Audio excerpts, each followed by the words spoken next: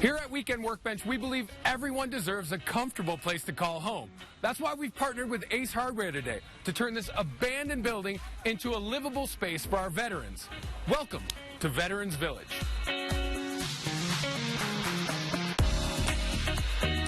We have 96 units here. We have our first unit here. It will facilitate single and or married veteran couples. Our veterans deserve the best, so we owe them. Many of our veterans are homeless. They're living in horrible conditions, so we're hoping that this will give them a boost in life, give them a chance to regroup their lives because they've given their lives to our country. So the least we can do is give them a place to eat and sleep and have some peace of mind. Being that this tribute comes for the veterans, I can appreciate it even more because I'm a veteran.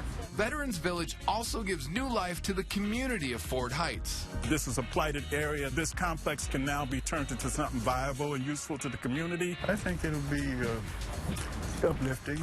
We don't have too many things out here to say that they're uplifting, but this will be a good start, and I welcome them with open arms.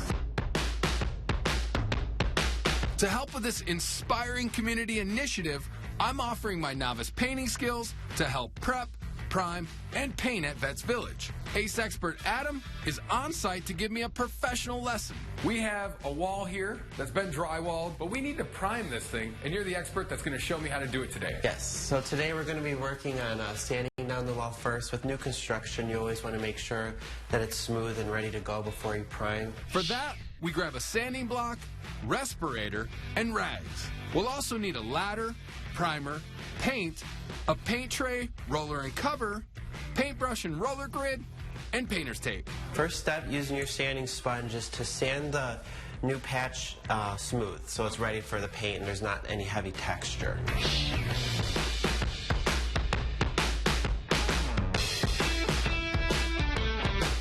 So Adam, our wall is sanded, it's cleaned off, we hit it with the rag.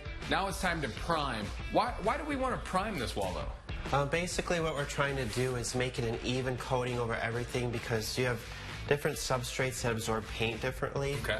And if you painted directly over this, you would see different textures in your final coat. Really? So the primer gives it one nice even finish. We're using a 5-gallon bucket, so you want to use a painting grid to get excess paint off your roller so it's not heavy dripping. Did you bring a roller for me? Got one right here for you. Alrighty, let's get to it. Using Adam's tips, we get some primer rolled onto the wall, applying it in a Y pattern. When it comes to the ceilings and corners, we forego the painter's tape and instead use an angled brush. Because this is new construction, the ceiling hasn't been painted yet, so it's okay if we accidentally get some up there. So Adam, we're getting some really good coverage with this primer, but I noticed not all areas are created equal on the wall. Yeah, and that's just because it's new construction. When we do that top coat with a really good paint, it's going to even out and level and be a nice even coat from top to bottom. What do you say we get to it, finish this thing up? All right, sounds like a plan.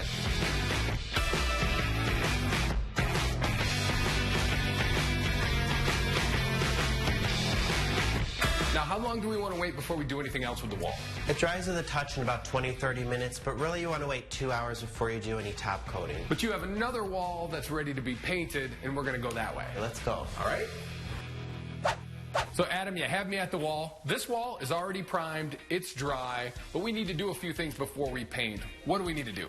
Okay, so we're taking a little bit more caution with this one. Since the ceiling's a little bit done, we're going to be using our frog tape, which is a special sealing tape for a clean edge. And basically what we're going to do is we're going to be working with 2 or 3 foot strips, laying it along the ceiling, making sure that we roll across with our fingers to get a nice seal along the edge. Adam overlaps the strips of tape to ensure that no paint will seep under and onto the ceiling. Got some detailed products here. This is like a shorter roller. It's a mini roller. It's good for getting in the edges and in the corners. And then we're choosing our main roller carefully, something that's more sturdy here so it doesn't bend and give too many waves as you roll. When it comes to the paint itself, we're going with Valspar paint in an eggshell sheen, a practical option for high-traffic rooms because it hides imperfections. I'm an amateur. I'm a little worried about streak marks, things like that. Is this paint going to help me? Yeah, this is the best one for you. It's self-leveling, so you won't see any of those brush marks or roller marks. It's really going to smooth out by the time it's dry. Now, time to paint. Adam uses the 4-inch roller on the edges of the wall, and then cuts in the corners with an angled brush. I tackle the rest of the wall using a large roller.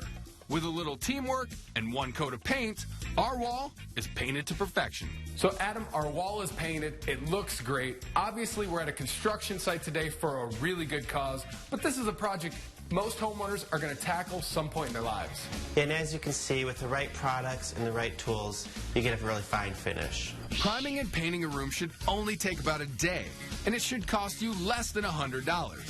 But contributing to Veterans Village truly was priceless, and I'm always happy to put my DIY skills to good use. For more information on how to get involved, please visit the address below. We used a